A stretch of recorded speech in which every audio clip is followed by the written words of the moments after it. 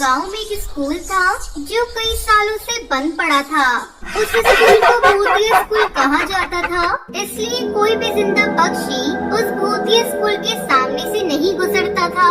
जहां दिन के समय में स्कूल पूरे तौर पर खंडर रहता था, वहीं रात होते ही स्कूल के चारों ओर भूतिया चिड़िया की आत्मा की चहल पहल शुरू हो जाती थी। कक्षा के बेंच पर बैठकर दो भूतिया चिड़िया की आत्मा आपस में बात कर रही थी। सुंदरी, मुझसे अब और बर्दाश्त नहीं होता, चल जल्दी चल, वरना पूरी कक्षा में मेरी खिल्ली उड़ जाएगी। दोनों भूतिया स्टूडेंट कक्षा से सीधा स्कूल में बने शौचालय के पास पहुंचती है, जिसके बाहर कुर्सी लगाए हुए भूतिया टुन्नू चिड़ा की आत्मा बैठा हुआ था। जैसे ही टुनटुनी शौचालय की ओर बढ़ती है, भूतिया टूनी चिड़िया की आत्मा कहाँ बड़ी चली जा रही है? क्या तुझे पता नहीं कि इस शौचालय में भूतिया चिड़िया की आत्मा के जाने पर पाबंदी है। मुझे बहुत तेज का प्रेशर आ रहा है, मुझे शौचालय के भीतर जाने दो। चल निकल यहाँ से, मैदान में जा तू शौच करने। जहाँ भूतिया चिड़िया की आत्मा के लिए शौचालय जाना मना था, वहीं दूसरी ओर सभी भूतिया स्टूडेंट को शौचालय जाने के लिए कर चुकाना पड़ता था। देर रात को भूतिया टुन्नू चिड़ा की आत्मा स्कूल की सीमा से निकलकर गांव में बने कड़कनाथ सेठ की हवेली पर आकर कहता है, ये लो मालिक, शौचालय से कुल मिलाकर आज इतनी कमाई हुई है। शाबाश मेरे भूतिया शेर, ऐसे ही मेरे लिए काम करता रहे, मैं तुझे बेशुमार खाने को दूंगा। असल मायने में भूतिया स्कूल और वहाँ बने शौचालय के बाहर बैठे भूत पर भी कड़कनाथ सेठ का कब्जा था। वो भूतिया स्टूडेंट से शौचालय जाने के बदले पैसे लिया करता था। एक दिन की बात है, भूतिया टूनी चिड़िया की आत्मा, जो उस भूतिया स्कूल की टीचर थी, सभी स्टूडेंट उसके पास शौचालय से जुड़ी शिकायतें लेकर आती है। अरे टुनटुनी, तुम दोनों का मुँह क्यों उतरा हुआ है? दिन पर दिन शौचालय के बाहर बैठी भूत की ज्यादती बढ़ती जा रही है। शौचालय एक बड़ी समस्या बन गया है। हम बेबस भूतिया चिड़िया की आत्मा जाए तो जाए कहाँ? फिक्र मत करो, मैं जाकर भूतिया टुन्नू चिड़ा की आत्मा से बात करती हूँ। ये कहकर वो भूतिया टुन्नू चिड़ा की आत्मा के पास जाती है। आओ आओ भूतिया टूनी चिड़िया की आत्मा, तुमने मेरी कक्षा के स्टूडेंट को शौचालय क्यों नहीं जाने दिया?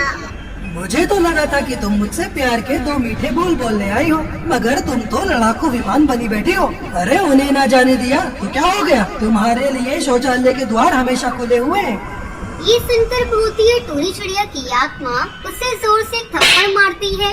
आइंदा अगर बेहुदगी दिखाई ना तो तुम्हारा सड़ा गला भेजा खोल कर रख दूंगी। ये सुनकर वो अपनी शक्तियों से उसे कमजोर कर देता है। वो मदद के लिए चिल्लाती है, सुनो रुक जाओ, मेरी मदद करो। तभी वहाँ से गुजर रहा बंटी कबूतर रुक जाता है। तभी गांव में रहने वाला मुखिया हरी तोता उसे अपने साथ ले जाता है। अरे वो चिड़िया कौन थी जो मदद के लिए पुकार रही थी? अरे वो चिड़िया नहीं थी, बल्कि एक भूतिया चिड़िया की आत्मा थी। और जिस जगह वो खड़ी थी वो एक भूतिया स्कूल है, जहाँ भूतिया स्टूडेंट का साया मंडराता है। वैसे आप कौन? मैं एक शिक्षक हूँ जो सरकार की ओर से इस गांव में भेजा गया हूँ, ताकि स्कूल में बच्चों को शिक्षा का प्रसार हो। रामपुर गांव में कभी भी कोई बच्चा नहीं पढ़ पाएगा। हमारे गांव में केवल वही इकलौता स्कूल है जिस पर भूतिया स्टूडेंट का साया मंडरा रहा है। उस स्कूल के शौचालय के बाहर एक भयंकर भूत बैठता है, और जो वहाँ के भूतिया स्टूडेंट से शौचालय जाने के लिए कर मांगता है। उस भूत की भागदौड़ कड़कनाथ सेठ के हाथ में है। उस भूत के जरिए कमाई करके हमारे बच्चों के भविष्य के साथ खिलवाड़ कर रहा है वो। इसके बावजूद भी आप सभी हाथ पर हाथ धरे बैठे। हम सबको साथ मिलकर उस शख्स का बहिष्कार करना चाहिए। ये गांव के बच्चों के बेहतर भविष्य का सवाल है, और उन भूतिया स्टूडेंट के इंसाफ की लड़ाई भी है। ये कहकर वो सब पक्षियों के साथ कड़कनाथ सेठ की हवेली पर जाता है और उसे पुलिस की धमकी देता है, जिसे सुनकर कड़कनाथ सेठ डर जाता है और कहता है, रुको, मैं बताता हूँ। मैंने शौचालय के नींव के नीचे अपने आदमी को मारकर उसे गाड़ा है, जिसके बाद मैंने उसे भूत बनाकर शौचालय पर छोड़ दिया है। अगर वो शौचालय नष्ट हो जाए तो वो भूत मर जाएगा और सभी भूत या स्टूडेंट भी हमेशा के लिए मुक्त हो जाएंगे। ये सब सुनकर सब मशाल लेकर जैसे ही शौचालय में आग लगाते हैं, ये क्या हो रहा है? मैं जल कैसे सकता हूँ? ये कैसे संभव है? भूतिया टुन्नू चिड़ा की आत्मा जलकर राख हो जाता है। भूतिया टुन्नू चिड़ा की आत्मा की खत्म होने के बाद भूतिया स्कूल के सभी भूतिया स्टूडेंट को भी मुक्ति मिल जाती है। शौचालय के खात्मे के साथ सभी भूतों का साया गायब हो जाता है। बंटी कबूतर के साहस के चलते आज उस स्कूल में एक नहीं बल्कि 2 शौचालय हैं। अब स्कूल के स्टूडेंट चिड़िया को शर्मिंदगी नहीं सहनी पड़ती। गोलू चिड़ा अपनी माँ टूनी चिड़िया के साथ सोनपुर गांव में रहता था। एक दिन वो अपनी माँ से कहता है, माँ, मैं टुनटुनी नाम की चिड़िया से प्यार करता हूँ और उससे शादी करना चाहता हूँ। एक बार आप उससे मिल लो। ठीक है बेटा, एक बार उस चिड़िया से मिलवा। अगर वो मुझे ठीक लगी तो मैं तेरी शादी उससे करवा दूंगी। ये सुनकर गोलू बहुत खुश हो जाता है। वहीं दूसरी तरफ टूनी चिड़िया का देवर कड़कनाथ ये सारी बातें सुनकर बेकार सी शक्ल बनाकर कहता है, गोलू को कोई चिड़िया पसंद है? नहीं, मैं ये नहीं होने दे सकता। अगर ये हो गया तो मेरा सपना कैसे पूरा होगा? मैं गोलू की शादी उस चिड़िया से नहीं होने दूंगा। अगले दिन टुनटुनी घर पर आती है। नमस्ते आंटी। नमस्ते बेटा, बैठो तुम। तो तुम हो टुनटुनी? वैसे तो तुम बहुत खूबसूरत हो। टूनी चिड़िया टुनटुनी से बातें करने लगती है। तभी कड़कनाथ सेठ वहाँ आता है। अरे भाभी, ये घर में कौन आया है? अरे ये गोलू की कॉलेज फ्रेंड है, बात करने के लिए बुलाया है घर पर। अच्छा भाभी, मुझे लगा इसका रिश्ता पक्का कर रही है हमारे गोलू के साथ। वो क्या है ना, मैंने आपको बात करते हुए सुन लिया था थोड़ा सा। कोई बात नहीं, अगर मुझे चिड़िया में सारे गुण दिखे तो मैं उसकी शादी अपने बेटे से करा दूंगी। अच्छा भाभी, मुझे कुछ तो करना पड़ेगा, ये शादी तो मैं नहीं होने दूंगा। टूनी चिड़िया अपनी बेटी की शादी टुनटुनी से करवाने के लिए तैयार हो जाती है। गुस्से से बौखलाया कड़कनाथ अगले दिन ही गांव से अपनी बेटी सुंदरी को अपने पास रहने के लिए बुलाता है। पापा, ये गोलू तो सीधे मुंह मुझसे बात भी नहीं करता। वो मुझसे शादी कैसे करेगा? तू चिंता मत कर बेटी, तेरी शादी तो गोलू से मैं हर हालत में करवा कर रहूंगा, चाहे उसके लिए मुझे कुछ भी करना पड़े। उन दोनों की ये बातें टूनी चिड़िया सुन लेती है। तभी कड़कनाथ सेठ उसे देख लेता है और कमरे में पकड़ कर ले आता है। भाभी जी, हम दोनों की बातें सुन ली, ये अच्छा नहीं किया आपने। कहाँ जा रही थी ऐसे भागकर? देवर जी, मुझे यकीन नहीं हो रहा आप हमारे बारे में ऐसा सोचते हैं। मैं अभी तुम दोनों की असलियत अपने बेटे को बता कर आती हूँ। तो सुनो मेरी प्यारी भाभी, आपके बेटे की प्रॉपर्टी उससे हथियाने के लिए मुझे सुंदरी की शादी गोलू से करानी पड़ेगी, क्योंकि शादी होने के बाद उस प्रॉपर्टी का आधा हिस्सा उसकी पत्नी का होगा। अब आपको सारी बात पता चल गई है, आपको जाना होगा। आपके बेटे की शादी मैं करा दूंगा। Tata, bye bye. ये बोलते ही कड़कनाथ सेठ और सुंदरी कौवी टूनी चिड़िया को जान से मार देते हैं। तभी वो भूतिया चिड़िया की आत्मा बन जाती है। मैं तुम दोनों को छोड़ूंगी नहीं, मुझे अपने बेटे को इन लोगों से बचाना होगा। अब कड़कनाथ सेठ गोलू पर बहुत अत्याचार करने लगता है और टुनटुनी को किडनैप करवा देता है और अपनी बेटी से कहता है, बस बहुत हो गया, अब मुझसे प्रॉपर्टी का इंतजार नहीं होता। अब उस गोलू की शादी तुझसे करा ही देता हूँ। हाँ पिताजी, करा दो, मैं भी कब तक कुंवारी रहूं। ये सुनकर कड़कनाथ सेठ शादी का मंडप तैयार करवाता है और जबरदस्ती गोलू को रस्सियों से बांधकर मंडप में अपनी बेटी के साथ बिठा देता है। वहीं बेबस भूतिया टूनी चिड़िया की आत्मा अपने बेटे को बचा नहीं पाती, क्योंकि वो किसी को छू नहीं पाती। तभी वो कहती है, हे भगवान, मुझे शक्ति दो ताकि मैं अपने बेटे को इन दुश्मनों से बचा पाऊं। मदद कर भगवान। ये कहते ही उस पर एक रोशनी आती है। तभी भूतिया टूनी चिड़िया की आत्मा कड़कनाथ सेठ का गला पकड़ लेती है। कड़कनाथ, मैं तुझे नहीं छोड़ूंगी, मार डालूंगी। तूने मेरे बेटे के साथ बहुत नाइंसाफी की है। एक प्रॉपर्टी के लिए तू इतना नीचे गिर जाएगा, मैं कभी सोच भी नहीं सकती थी। छोड़ो मुझे, मेरा गला छोड़ो, ये छोड़ो भाभी। हाँ, चाचा जी ने बहुत टॉर्चर किया मुझे,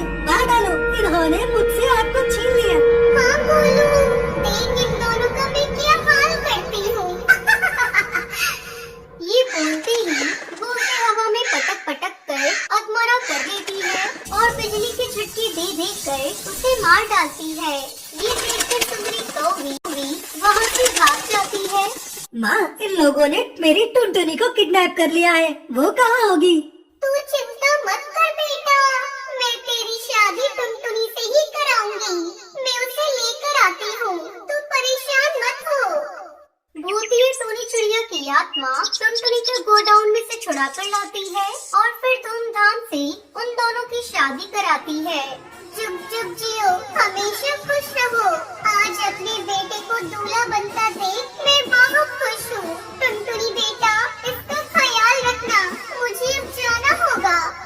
ये बोलते ही भूतिया टोनी चिड़िया की आत्मा वहाँ से गायब हो जाती है और उसे हमेशा के लिए मुक्ति मिल जाती है। एक सुनसान जंगल है, वहाँ कोई आता जाता नहीं है क्योंकि वहाँ एक खंडर है, लेकिन वो खंडर सिर्फ नाम का है। वहाँ बहुत साफ सफाई रहती है। खंडर का गेट रास्ते पर है और बाहर पानी का एक मटका रखा है जिस पर एक गिलास रखा हुआ है। बाहर लिखा है माँ की ममता। जंगल में अकाल पड़ गया, जिसकी वजह से जंगल के सब पक्षी दूसरे जंगल जा रहे थे। उसमें से एक चिड़िया टुनटुनी और उसकी 1 साल की बेटी भूरी भी है। टुनटुनी भूरी को गोद में लिए काफी दूर तक आ गई थी। अब तो मेरी पंखों ने भी जवाब दे दिया है और भूरी भी कुछ देर में दूध मांगेगी। मेरे पास तो दूध भी नहीं है, मैं इसे क्या पिलाऊंगी? टुनटुनी सी चिंता में थक कर वहीं सो जाती है और उसके साथ वाले सारे पक्षी आगे निकल जाते हैं। 1-2 घंटे बाद भूरी के रोने की आवाज टुनटुनी के कानों में पड़ती है। चुप हो जा भूरी, और मेरे बाकी के साथी कहाँ गए? अब मैं किस तरफ जाऊँ और अकेले कैसे जाऊँ? भूरी तेज तेज रोती है और टुनटुनी कभी बच्चे को चुप कराती तो कभी साथ के लोगों के आगे बढ़ने की चिंता करती है, लेकिन भूरी चुप होने का नाम नहीं ले रही। टुनटुनी बार बार अपनी थैली में दूध देखती है, लेकिन उसे बोतल खाली मिलती है। वो बिल्कुल पागल हो गई। मैं क्या करूँ? अब कैसे अपनी भूरी को दूध पिलाऊं? हे भगवान, मदद करो। मैंने तो सोचा था कि भूरी का अरमान जरूर पूरा करूंगी, लेकिन मैं इसे दूध नहीं पिला पा रही हूँ। टुनटुनी बहुत परेशान होती है। तभी वहाँ से कबूतर आता है जिसका नाम बंटी है। वो टुनटुनी को अपना नाम बताता है। मेरा नाम बंटी है और आप बिल्कुल परेशान ना हो। आप मेरे साथ चलो, मैं आपके बच्चे के लिए दूध का इंतजाम करवा दूंगा। तुम इतने छोटे हो, तुम कैसे कर सकते हो? आप मेरी उम्र मत देखिए, बल्कि आप अपने बच्चे का रोना देखिए। हाँ हाँ ठीक है, जल्दी चलो। बंटी टुनटुनी को अपने साथ लेकर उसी खंडर के पास पहुंच जाता है जिस पर बाहर माँ की ममता लिखा है। मुझे बहुत तेज प्यास लगी है, मैं पानी पी लेती हूँ और भूरी को भी पिला देती हूँ। टुनटुनी बंटी के साथ अंदर जाती है और बंटी उसको दूध लाकर देता है। टुनटुनी भूरी को दूध पिला देती है और भूरी सो जाती है। तब टुनटुनी को कुछ होश आता है। ये कहाँ आ गई मैं? ये कौन सी जगह है और बंटी कौन है? मुझे यहाँ कोई दिख क्यों नहीं रहा है? तभी तेज हवाएं चलने लगती है। मुझे यहाँ का माहौल डरावना क्यों दिख रहा है? बंटी, बंटी, मुझे बताइए, मैं यही था। मैं अब यहाँ से जाना चाहती हूँ, मुझे बहुत दूर जाना है। लेकिन अब तो शाम हो गई है और आप इतनी दूर कैसे जाओगी? आपको रात हो जाएगी। नहीं नहीं, मैं चली जाऊंगी। और हाँ, तुम यहाँ अकेले रहते हो? ये इतना बड़ा खंडर है, इसकी साफ सफाई भी करते हो? तुम्हारी माँ कहाँ है? मेरी माँ तो दिन में दिखाई भी नहीं देती है। रात होने पर ही मेरी माँ आएंगी। जब तक मेरी माँ न आ जाए, आप यहाँ से कहीं भी नहीं जा सकती हो। रात को खंडर में अंधेरा छा जाता है। तेज तेज हवाएं चलने लगती हैं और डरावनी आवाजें खंडर में आने लगती है। और जहाँ माँ की ममता लिखा था, वहाँ भूतिया चिड़िया की ममता लिख चुका है। डरी सहमी टुनटुनी गोद में भूरी को लिए बैठी रहती है। तभी वहाँ भूतिया टोनी चिड़िया आती है। बंटी, बंटी, कहाँ हो तुम? ये भूतिया चिड़िया कौन है? ये मेरी माँ है, इनको भूतिया मत कहो। मुझे तो शक जब ही हो गया था। मुझे यहाँ से बाहर जाने दो। अब तू यहाँ से बाहर नहीं जा पाएगी। मैं तुझे जिंदा नहीं छोड़ूंगी। मेरा एक छोटा बच्चा है, उसका क्या होगा? मुझे मत मारो, मुझे जाने दो। बच्चा तुम्हारा मैं रख लूंगी और तुम्हें यहाँ से भेज दूंगी। जैसे तू अपनी जान की भीख मांग रही है, मैंने भी अपने छोटे बच्चे को गोद में लेकर भीख मांगी थी, लेकिन उन बदमाशों ने मेरी एक बात न सुनी और मुझे आग के हवाले कर दिया।